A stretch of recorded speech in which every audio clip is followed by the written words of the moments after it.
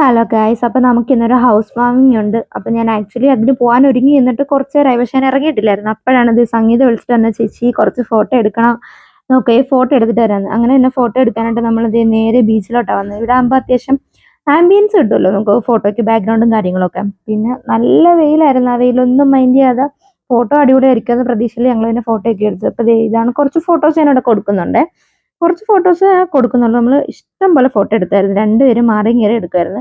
ഞാനങ്ങനെ ഫോട്ടോ എടുക്കാനുള്ള എനിക്കെന്തോ ഒരു മൂഡിലായിരുന്നു. അങ്ങനെ തന്നെ ഞാൻ ഫോട്ടോ എടുത്തില്ല, രണ്ടുപേരുടെ ഫോട്ടോ നല്ല കാര്യമായിട്ട് തന്നെ എടുത്തു കൊടുത്തിട്ടുണ്ടായിരുന്നു. അങ്ങനെ നമ്മൾ ഫോട്ടോയൊക്കെ എടുത്തോണ്ടിരുന്നപ്പോൾ ഇതേ സഞ്ജനും രാജി ചേച്ചിയും കൂടെ വന്നു. പിന്നെ അവരുമായിട്ട് കുറേ നേരം ഇരുന്ന് നമ്മൾ കത്തി വെച്ച്.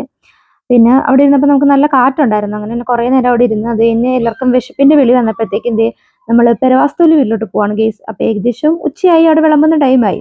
അങ്ങനെ തന്നെ നമ്മൾ നേരെ ഫുഡ് കഴിക്കാൻ ചെന്നു, കാരണം ആ ഒരു സമയം ആയായിരുന്നു. അപ്പം ആദ്യം നമ്മൾ നേരെ ഫുഡിന്റെ സെക്ഷനിലോട്ടാണ് ഗെയ്സ് കയറിയത്. അപ്പോൾ ബിരിയാണി ഉണ്ടായിരുന്നു, ഇറച്ചിയും ചോറും ഉണ്ടായിരുന്നു. അങ്ങനെ നമ്മൾ ആസ് യൂഷ്വൽ ബിരിയാണി എടുത്ത് നമ്മളിത് എല്ലാവരും കൂടെ കഴിക്കാനായിട്ട് ഇരുന്ന്. കഴിക്കുന്നതിനിടെ ഫുള്ള് അങ്ങോട്ടും ഇങ്ങോട്ടും വർത്താനം കാര്യങ്ങളൊക്കെ ആയിരുന്നു, കാരണം ഇങ്ങനെ എന്തെങ്കിലും ഫംഗ്ഷൻ വരുമ്പോഴത്തേക്കും എല്ലാവരും കൂടെ റീയൂണിയൻ ആവുമല്ലോ.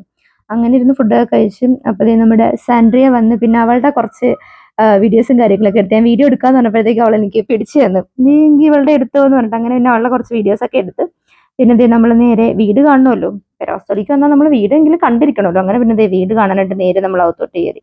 അത്യാവശ്യം നല്ല വീടായിരുന്നു, എനിക്കിഷ്ടപ്പെട്ടു. കാരണം അതിന്റെ ഇന്റീരിയർ ഒക്കെ അടിപൊളിയായിരുന്നു.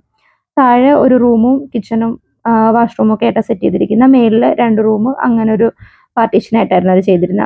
വീടൊക്കെ അടിപൊളിയായിരുന്നു. അങ്ങനെ തന്നെ ഞങ്ങൾ ഫുള്ള് താഴെ മേളിലൊക്കെ ഫുള്ള് കയറി കണ്ടു.